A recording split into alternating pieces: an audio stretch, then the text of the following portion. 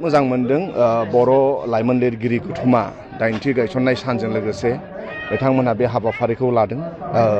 आं आफाबुंलावरिनाव आर'ज खालामनानै होयो जाय लिरगिरि बिथांमोनहा समाजनो मोजां मेसेज होनो हाथों, लिरनायनि गेजेरजों समाजा मोजाङाव गुस्लायलांथों, लिरनायनि गेजेरजों जोंनि लाइमोनफ्रा फरायनानै जिउ राहा दानो हाथों आरो लिरनाय हुदाखौ जोंनि लाइमोनफ्रा गोथौयै बिथांमोनहा गोरबोआव लानानै लिरलांबाय थानो हाथों, गावनि मोजांजों लोगोसे समाजनि मोजांखौ लिरनो हाबाय थाथों।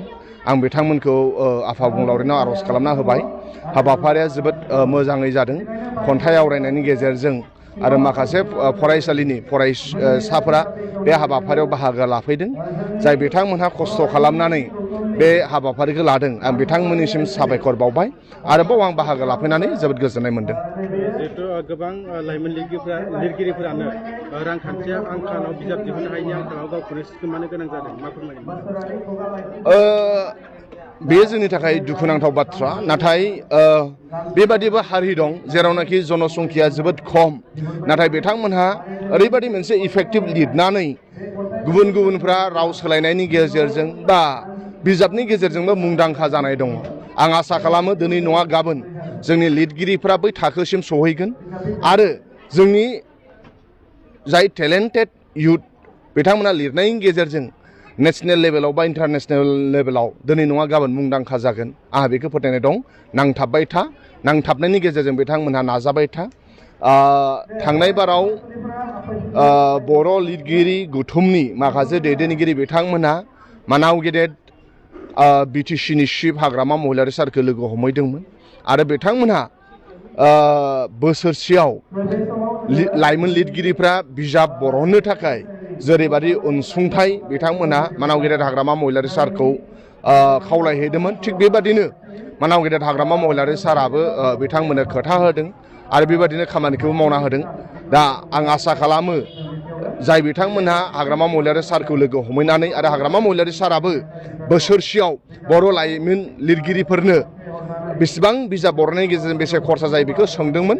दा बिनि प्रसेसा बिटिसिआव सोलिगासिनो दङ। आं सानो फैबाय थानाय समाव मानगोनां हाग्रामा महिलारि सारा मदद होगोन, जाय लिरगिरि बिथांमोनखौ मदद होनायनि गेजेरजों आरो बिथांमोना साबसिन हामसिन सेबखांबावनो हागोन, आंहा बेखौ फोथायनाय दं।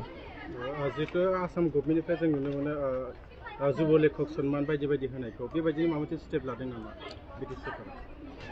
बेखौ जोङो सावरायलायगोन जोंनि बुद्धिजिबि सानसुमै बिथांमोनजों। नाथाय मानाव गेदेर हाग्रामा महिलारि सारा लाइमोनफोरनि थाखाय गोबां खोथाखौ साननानै दोनदों। मेट्रिक पास बा हायार सेकेन्डारि पास आरो गोबां फरायनायनि फरायसाफोरनि थाखायबो सानदों आरो लिरगिरिनि खोथाखौ निस्सय बिथाङा सानगोन। आं बेखौ मानाव गेदेर हाग्रामा महिलारि सारजों फोरमायहैगोन आरो जोंनि माखासे बुद्धिजिबि दङ बिथांमोनजों सावरायनायनि गेजेरजों माबादि मावोब्ला साबसिन जायो, माबादि खामानि मावोब्ला जोंनि लाइमोन लिरगिरिफोरनि थाखाय मोजां जायो, बेखौ जोङो जोंनि गोजौ लेभेलनि दैदेनगिरिफोरजों सावरायगोन। जिहेतु आथिखालनि गोबां लाइमोनफोरानो मबाइलाव खेला गेलेनानै थायो, ओरैनो बेकार थायो, बिथांमोन बायदिखौ माबायदि आङो नलेज इज ए पावार। आं दिनै नोंथांनो जास्ट मोनसे एग्जाम्पल खिन्थानि। सावगारि बोनो थाखाय मोनसे पेपार जुदि जोङो लाइमोन फरायसाफोरनो जुदि होयोब्ला बिथांमोनहा सावगारि बोगोन, हाजो बोगोन, हाजोनि गेजेरजों सान ओंखारनाय दंफां फांनैसो, थारमाने जोंनि